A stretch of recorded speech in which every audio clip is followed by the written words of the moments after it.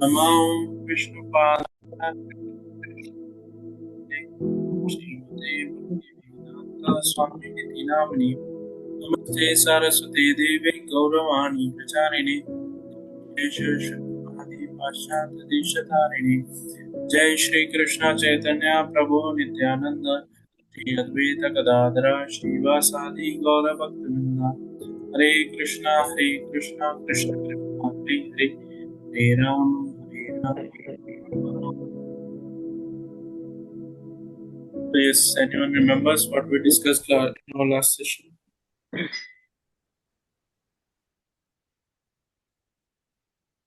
Hare Krishna, Prabhuji. Yes. So,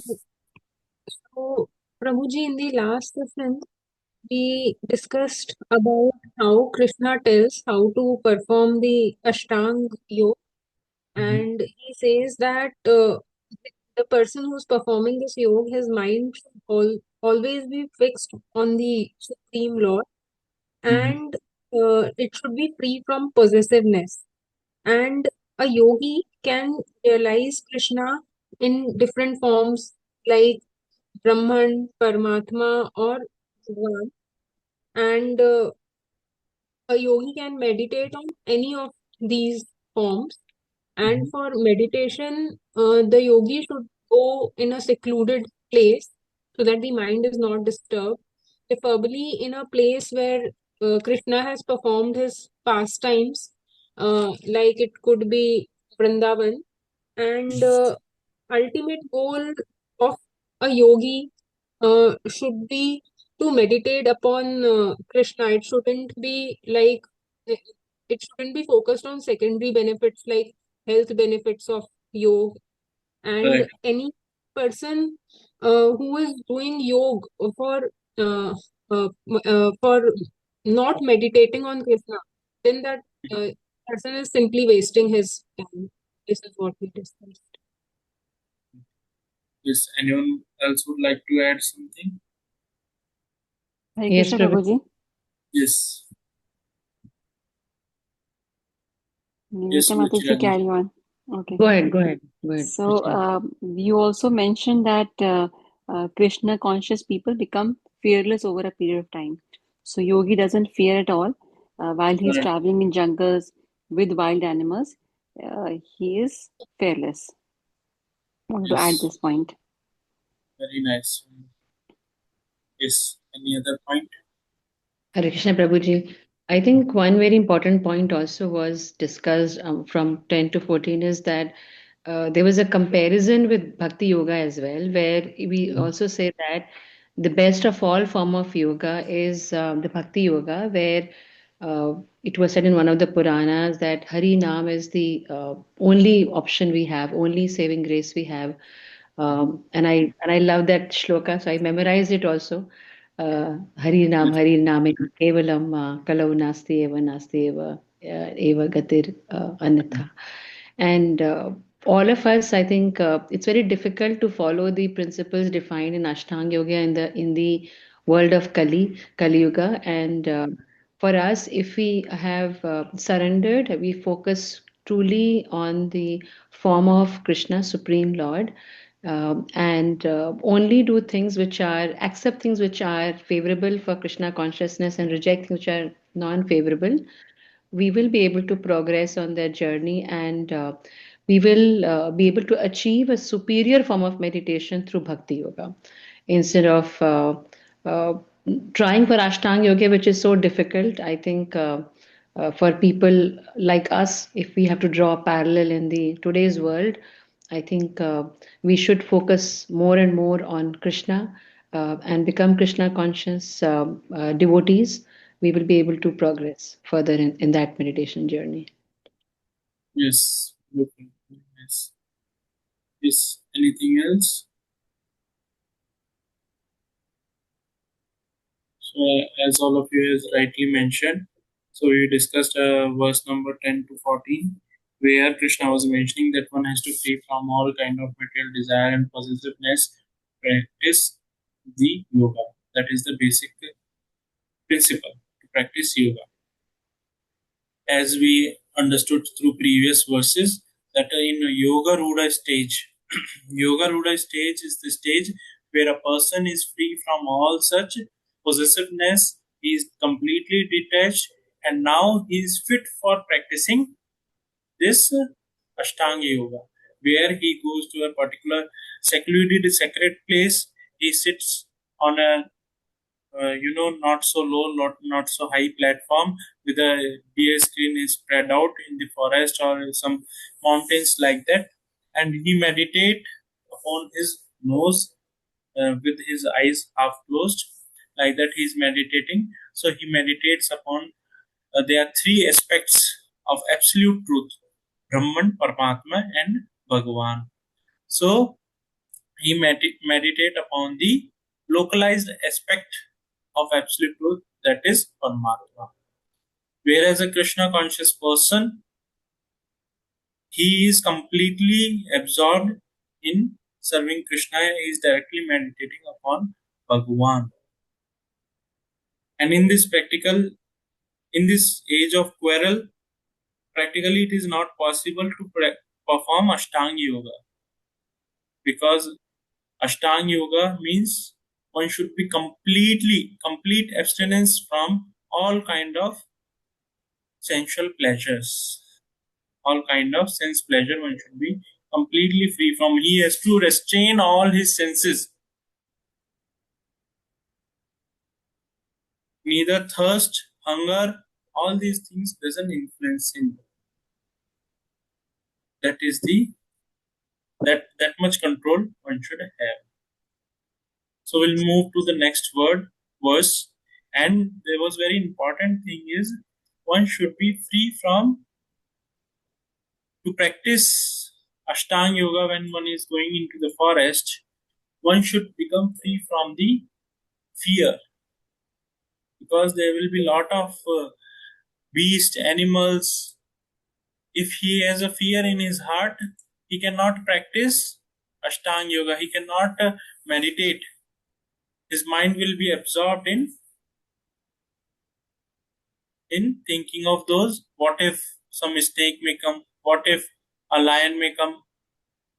Like that, his meditation will not be on absolute truth, not on Supreme Personality of Godhead, but his meditation will be on animals.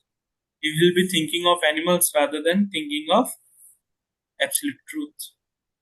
So that's how one should, it's very important to completely depend upon Krishna. For this, we read the verse of 18th chapter, 66th verse. Sarva dharman parityaja mamekam sharanamaja am tvam sarva papebhyo mokshishami masucha. Masucha means do not worry, do not fear. Krishna is also mentioning that is the basic criteria of practicing yoga. And in Krishna consciousness, how it brings fearlessness into our heart. Yes, anyone would like to share? Through yoga means yoga we understood, but how Krishna consciousness can make a person to be fearless? Anyone?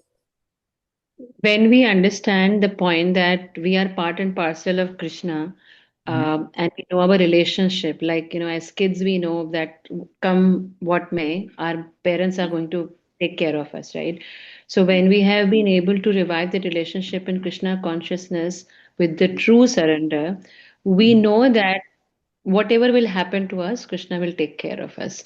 So there, the no anxiety and fear remains in our self, and we know that our Father, Supreme Father, is very very powerful. So He will take care of us in every way, and if He has to teach us something, purify us, things will come in our life. But that's all because of our good, for our good only. So dependency, I would say. Is anyone else? Prabhuji, when we completely surrender, then we're not bothered that we are in happiness or distress. We have completely surrendered our life to Krishna. Whatever He wants to do with us, we are okay to have it. So I think that way we become fearless. Yes. Very important thing is in Krishna consciousness, Krishna consciousness, if we see, starts from our surrender. And basic principle of surrender is there are 6 principles of surrender. One of them is Avashya Rakshibe Krishna, Avashya Rakshibe Krishna iti Vishwasa Palana. That Krishna is my whole soul maintainer and protector.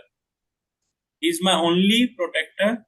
This kind of faith, this kind of faith is the basic principle of surrender. Just like a child, Prabhupada gives many times in this connection an example of a child who is traveling in a bus. When he is asked for the ticket, suppose ticket checker comes and he is asked for the ticket, but his small child, he is traveling along with his father. So what he does, he simply points out towards his father. Don't ask me, don't bother me. Collect from my father, check from my father. He is my maintainer. It is his responsibility to carry my ticket, to take my ticket. So he is dependent upon his father. Same way, when we develop the dependency upon Krishna, that he is my only maintainer, protector, we become fearless. And when we know who is Krishna is, he is Akhila Brahmana Nayaka. He is Ishvara Parama Krishna. He is the supreme personality of Godhead who is all powerful, unlimited power he possesses. To him, with him, I have a personal connection, personal relationship. When we have such faith, then Krishna is going to protect us in all the circumstances we may come across in our life. He will protect us without any doubt. He will protect us. He will take care of us. So moving ahead, we'll read out verse number 15.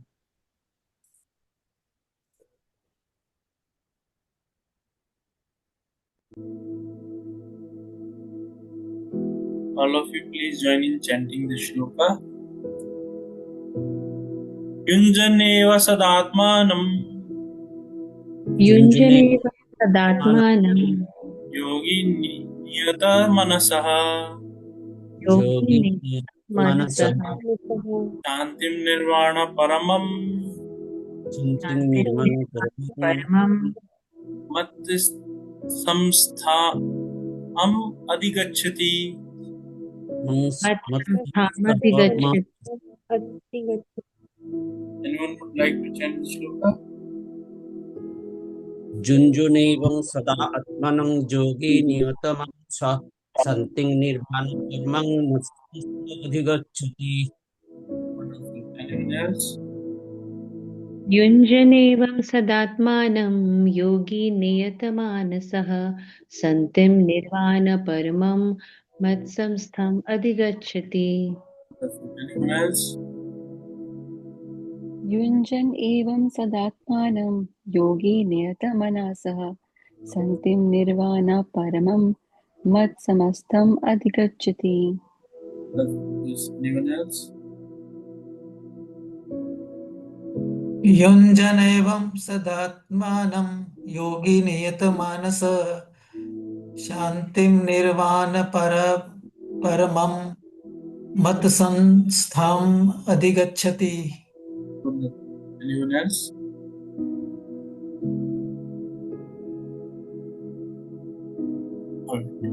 Read the translation. So basically in this verse, Krishna is going to tell what is the goal or what is the thing once one person attains after practicing this Ashtanga Yoga. So here Krishna is going to mention thus practicing control of the body, mind and activities. Niyata Manasa is control over body, mind, activities. The mystic transcendentalist attains to the kingdom of God by cessation of material activities. Such yogi attains to the kingdom of God by cessation of material activities. Nirvana Paramam. Nirvana means cessation, completely stopping all material existence is what is nirvana paramam. By doing that, what happens? One attains to the, because the thing is, we being living entity, we are material body. We have acquired this material body, and this material body is engaged in doing material activities. So one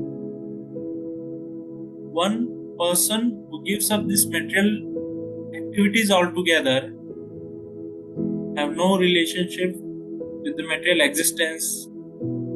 So what his position is now? His position is, he is completely on the platform of spiritual existence.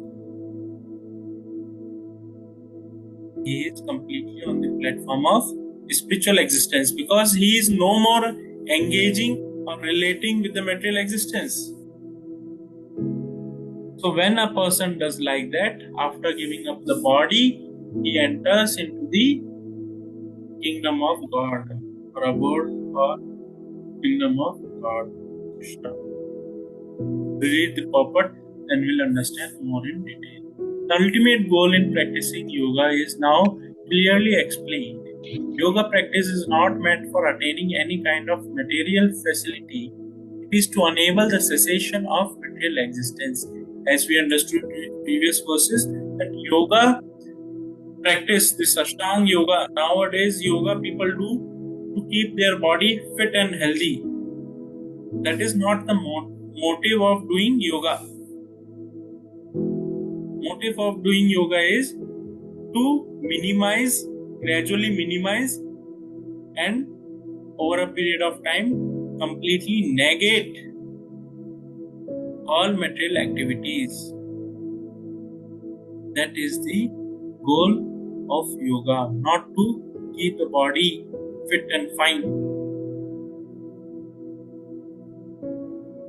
One who seeks an improvement in health or aspire after material perfection is no yogi according to Bhagavad Gita. He is not a yogi. He is not a yogi. A person who is doing yoga, performing yoga practice for certain health reasons, is not a yogi. Nor does cessation of material existence entail one entering into the void, which is only a myth. There is no void anywhere within the creation of the Lord. So certain people, they perform yoga by meditating upon that void, Shunyavada. Their philosophy is nothing exists after this, giving up this body. Once they die, there is nothing, everything finishes.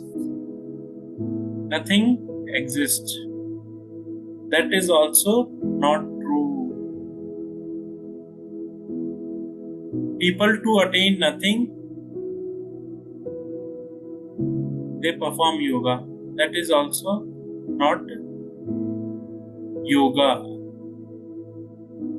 That is also not yoga. Rather, the cessation of material existence enables one to enter into this spiritual sky, the abode of the Lord. The abode of the Lord is also clearly described in Bhagavad Gita, at the place where there is no need of sun, moon, nor electricity. Why there is no need of sun, moon, or electricity? And even here Prabhupada is mentioning, in the abode or in the spiritual sky where Krishna is there is no need of sun, moon, or electricity. So means people are living there in darkness, or what is that? Krishna's effulgence is so bright that I think we don't need any other light source. Yes. So Krishna, his effulgence is so powerful that there is no need of na suryo, na shashanka, na pavakaha. Krishna is mentioning, my abode is not lit up by sun, moon, or nor by electricity. It is Krishna's effulgence, and even the sun which is getting, spreading his light. Krishna explains further in the Bhagavad Gita. We'll see that sun is none other than Krishna. Sun in the universal form of Krishna is the eye of Krishna. So Krishna's sun is again is nothing but spreading the Krishna's effulgence. Spreading the Krishna's effulgence.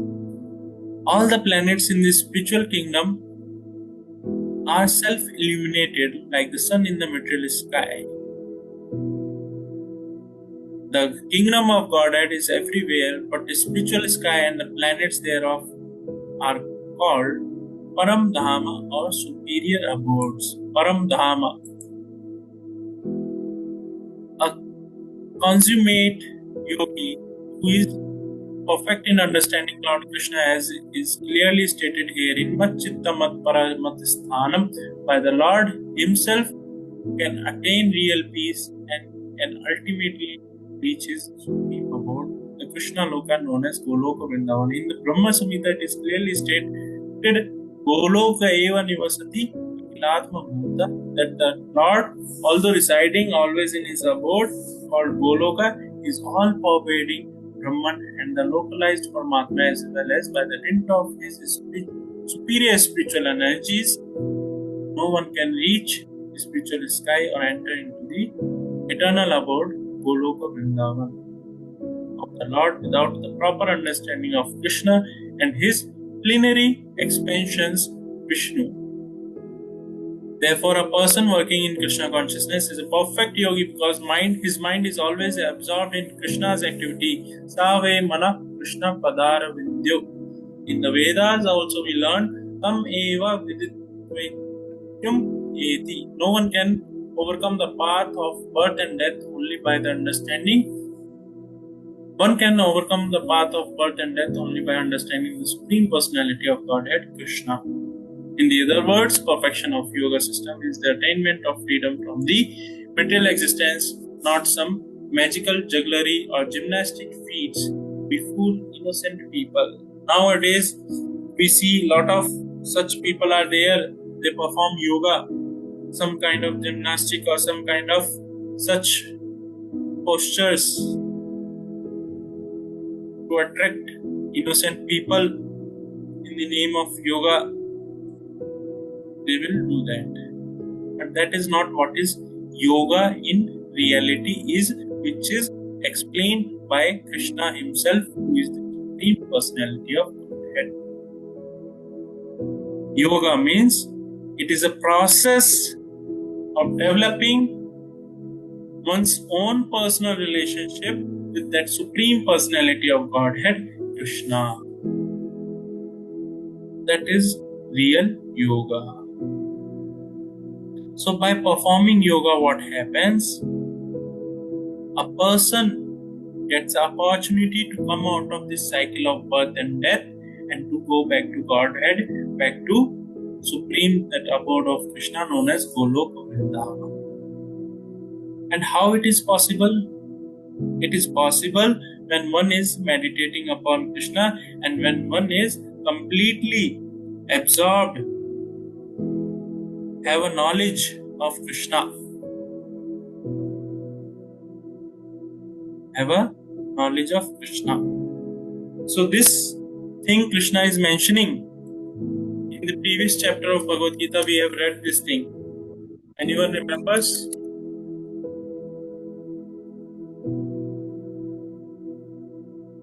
Can anyone open up 4th chapter, verse number 9 and read out that verse? I'll share.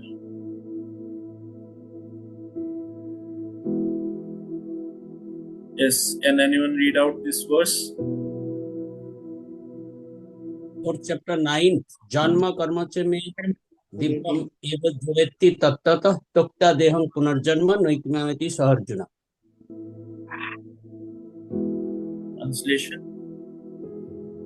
Translation. One who knows the transcendental nature of my appearance and activities does not, upon leaving the body, take his birth again in this material world, but attains my eternal abode, O Arjuna. Yes. So here Krishna is clearly mentioning that a person who understands, who knows about Krishna, his activities, his appearance, after giving up this body, after coming out of the cycle of birth and death, he attains to the abode of Krishna. And that is the process of Krishna consciousness. That is what is yoga in Krishna consciousness. What we are doing by serving Krishna, we get to know him. Just like if you see, you know, like nowadays it is different, but in early days, when a person is getting married, arranged marriage happens. There used to be the scenarios where husband and wife they have not met, and there were not no some communication things were not existing. First time they are meeting is when they are, in their marriage ceremony they are meeting each other first time, seeing each other first time. But in spite of all this, they used to lead a very peaceful, happy married life. How? The key principle is when they serve each other, they get to know each other. And when they get to know each other, what happens? There is a peace, shanti, which they experience.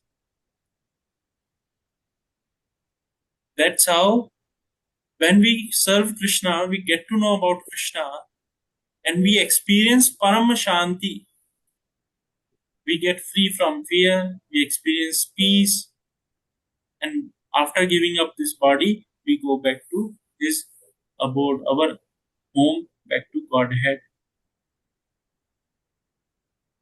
Without knowing Him, we cannot. Just like, suppose you have to apply for a visa to US, you want to go visit US. So you have to appear for the interview. You should be aware of US, what all things exist over there. You should be aware of that. You cannot be so dumb, right? So same way to enter into the abode of Krishna, which is free from all kind of anxiety, which is not, if we see this material world is temporary in nature and it's full of dukha. Dukhalyam ashashvatam. It's temporary and full of dukha. Whereas that supreme abode is shashvat, is eternal in nature and full of bliss. Each and every moment you experience a bliss, a kind of joy. A kind of joy you experience. So, a person who negates or who gives up material existence, remembering Krishna, he attains that supreme abode. By knowing him only it is possible. By any other mechanical process, one cannot attain that supreme abode. It is not possible. It is possible only and only through serving Krishna. How? By chanting, by hearing, Shravanam Kirtanam, by chanting his holy name, by chanting his glories, and by hearing about Krishna. Just like now we are getting a chance to hear about Krishna through his instructions of Bhagavad Gita. When we hear his pastime, like this, we get to know about Krishna. By performing such practical devotional service, we get to know about Krishna. So we'll move to the next verse. Verse Nati asnatsatu yogasti nachaikantam anashnataha नाचाति स्वप्नशीलस्य जाग्रतो naive चार्जुना. Translation: there is no possibility of one becoming a yogi for Arjuna if one eats too much or eats too little, sleeps too much, does not sleep enough. So here Krishna is explaining what is the obstacle for one person to become a yogi.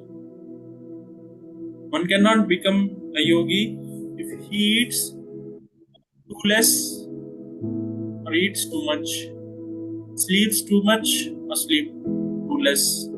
It's not possible for a person to become yogi. We'll read the translation, then we'll understand more in detail. Regulation of diet and sleep is recommended herein for the yogis. Too much eating means eating more than is required to keep the body and soul together. Here, very important thing is for us to understand, especially in today's world, where people say we live to eat, not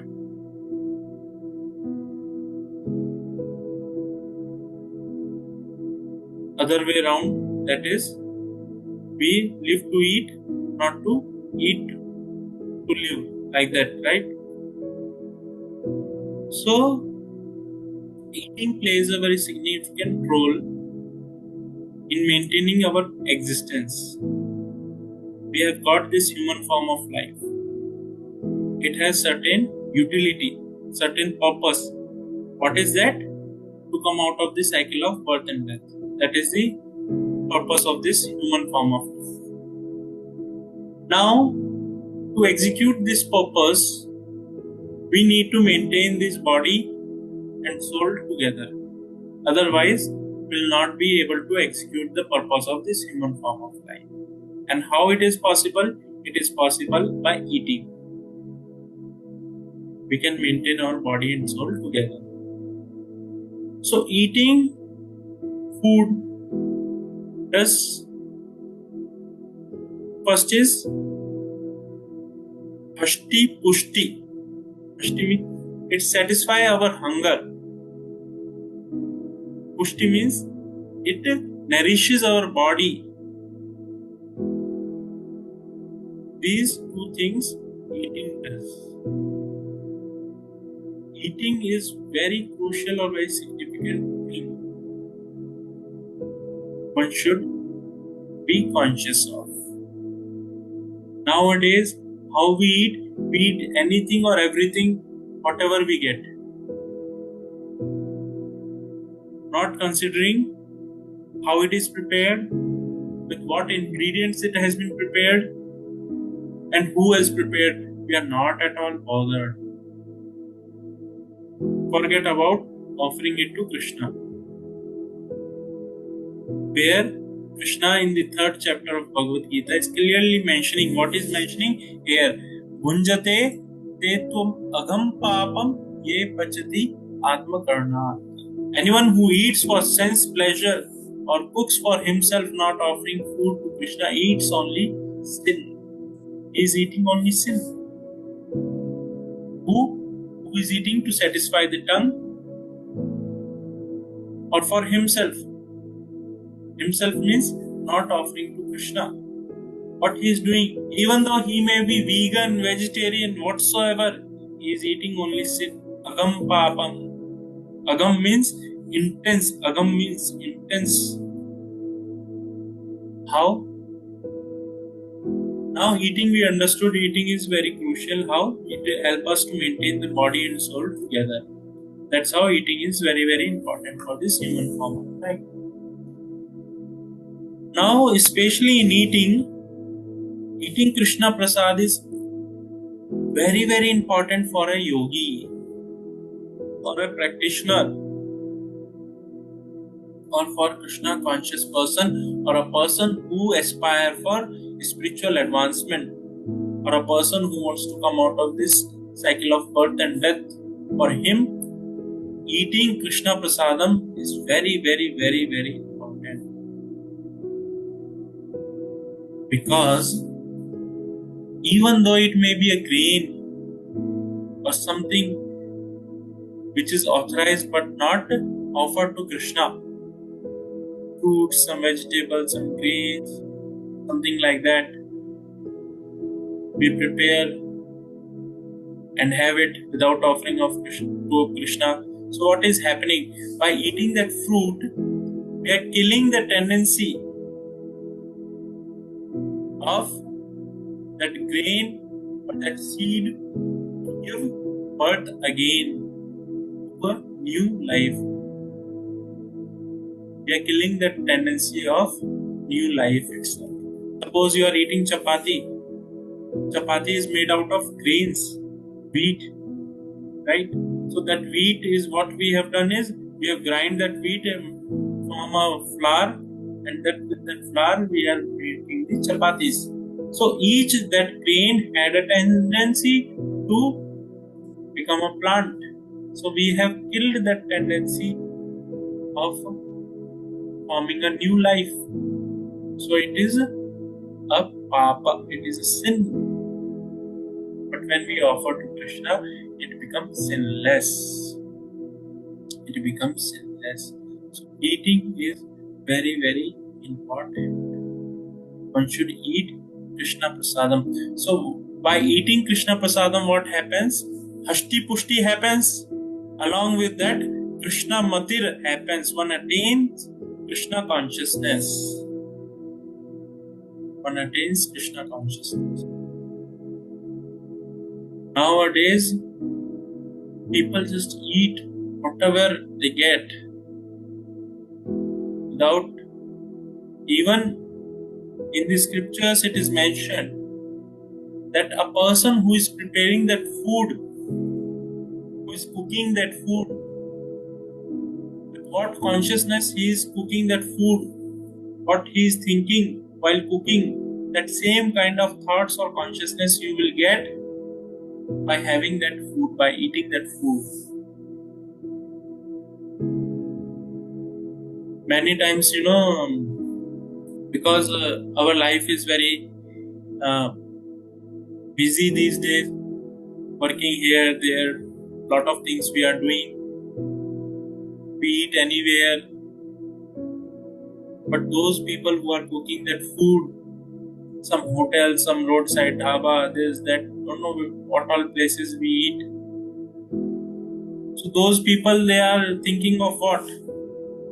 They are thinking to how they can gratify their senses. Someone may have lustful thoughts, some may be thinking of stealing some money, some may be thinking of some anxiety, some might be having something else in their mind.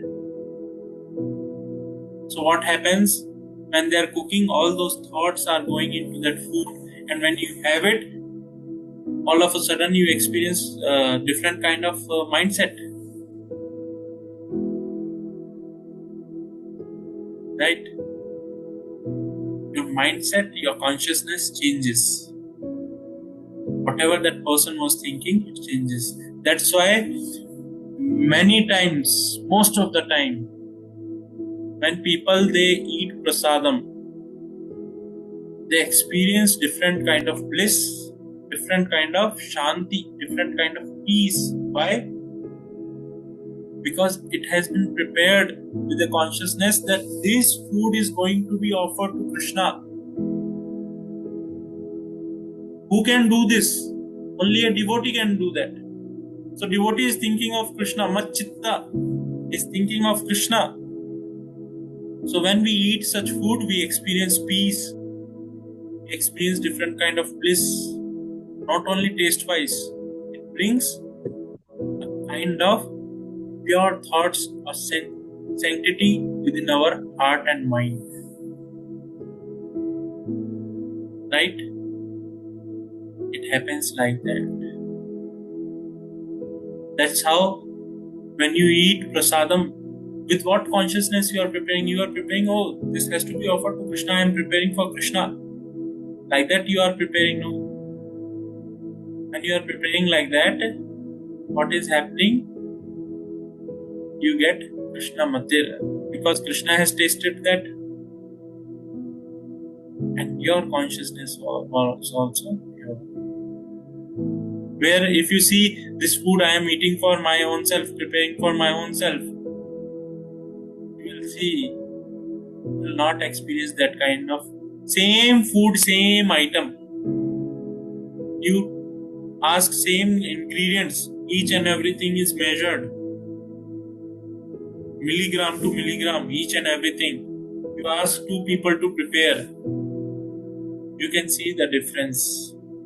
Same recipe, same method, everything, minute to minute, second to second, they are following.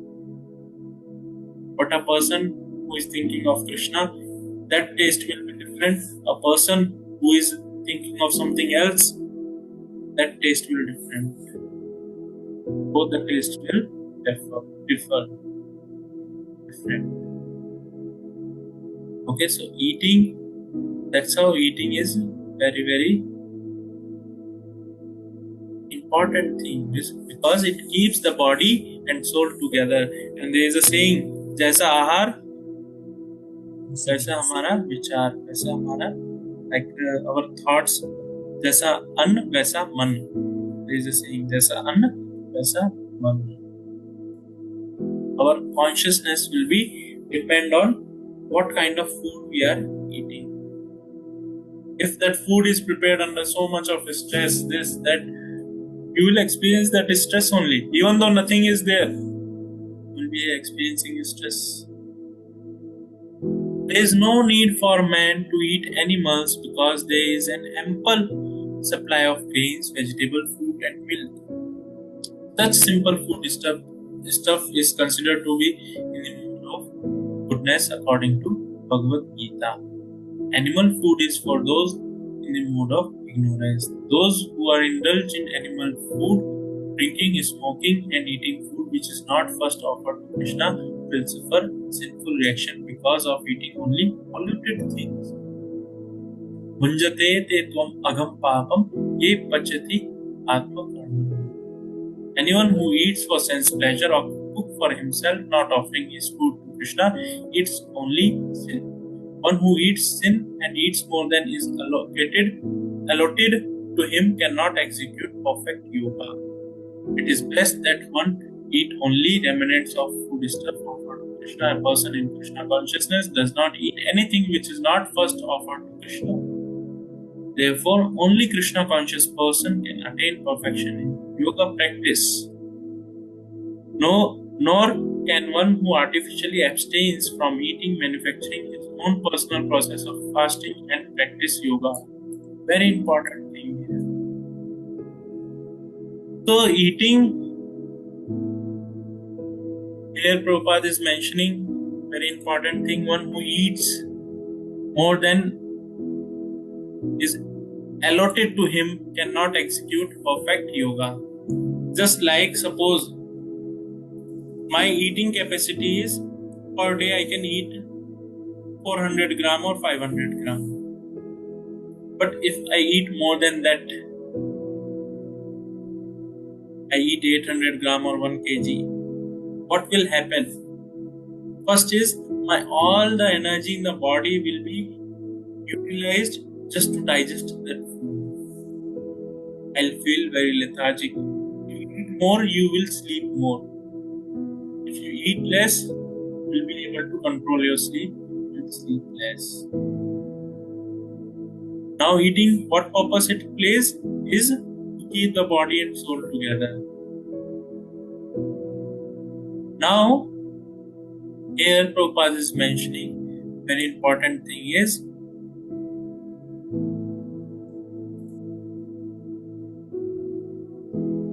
nowadays people, they introduce artificial methods or concocted method or speculated methods of fasting. Oh, today I will not eat this day. 1st of Jan, first of this month, first of that month, or every 10 days I'll do fasting, I'll eat this, eat that. Like that they do.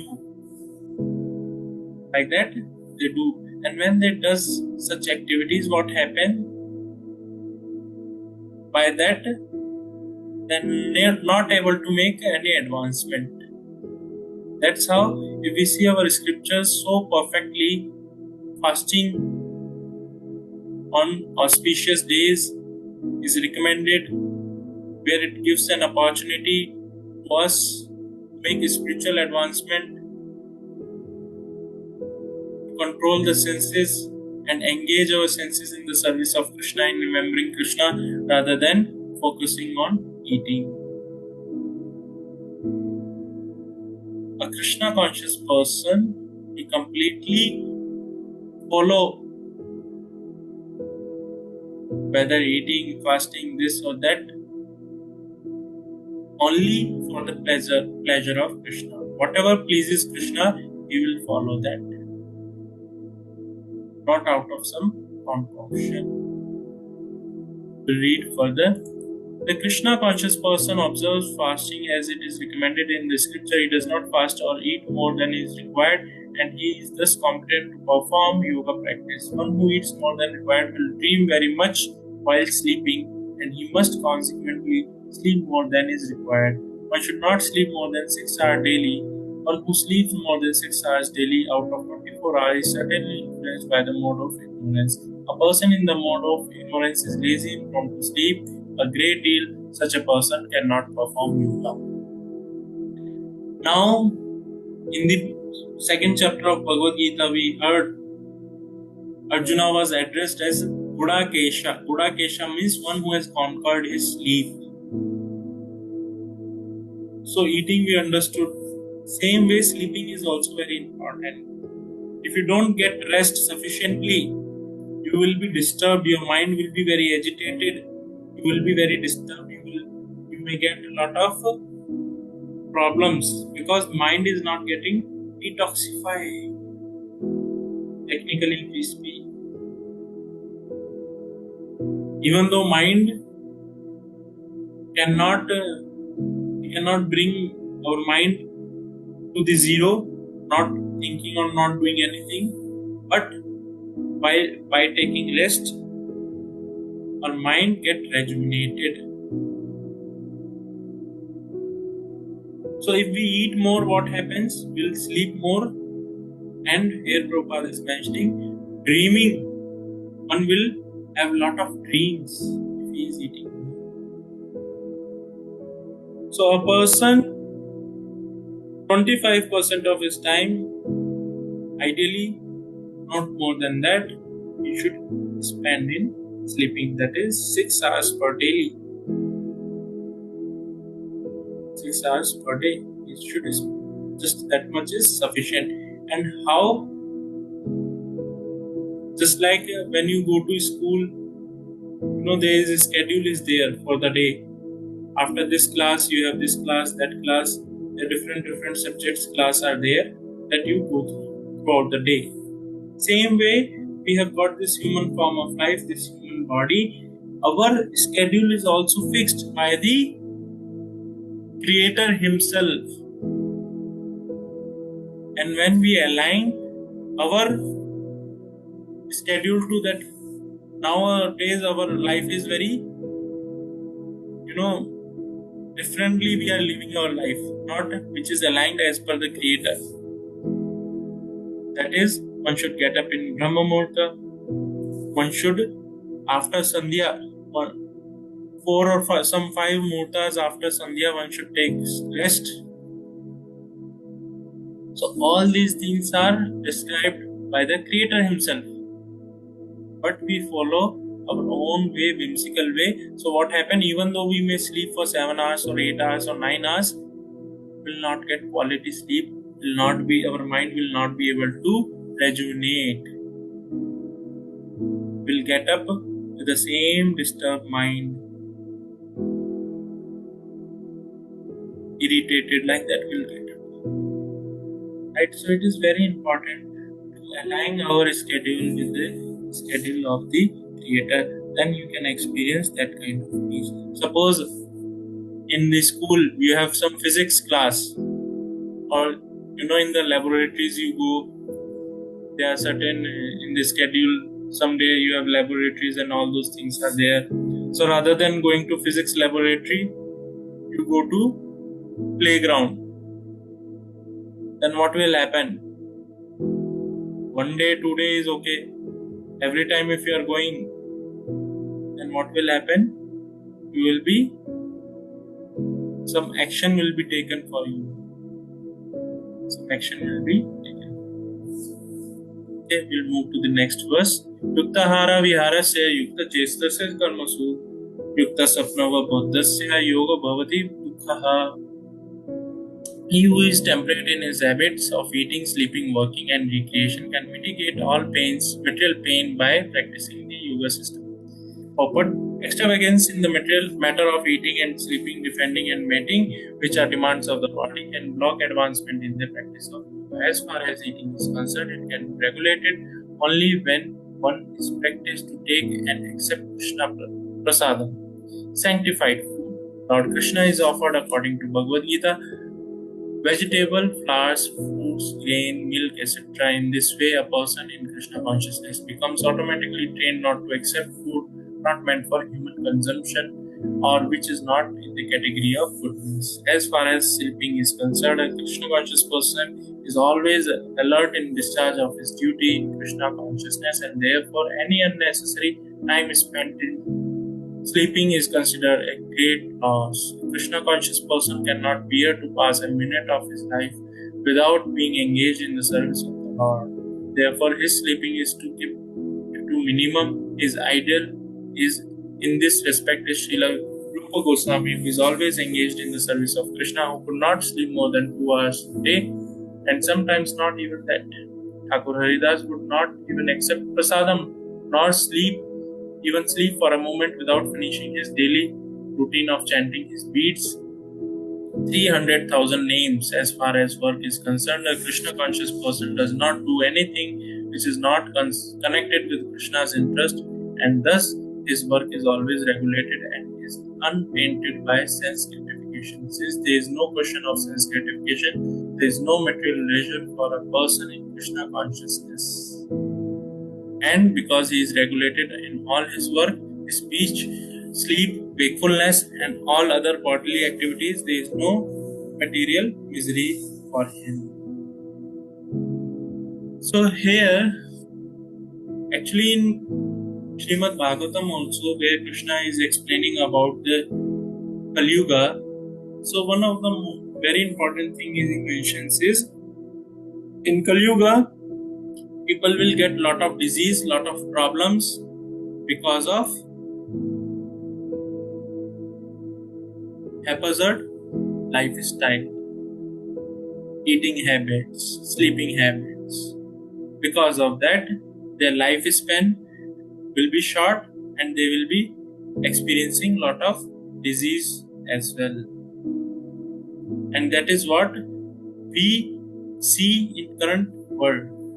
Diabetes is a problem of lifestyle. Many people are suffering from that. And people who die out of diabetes are very high in number.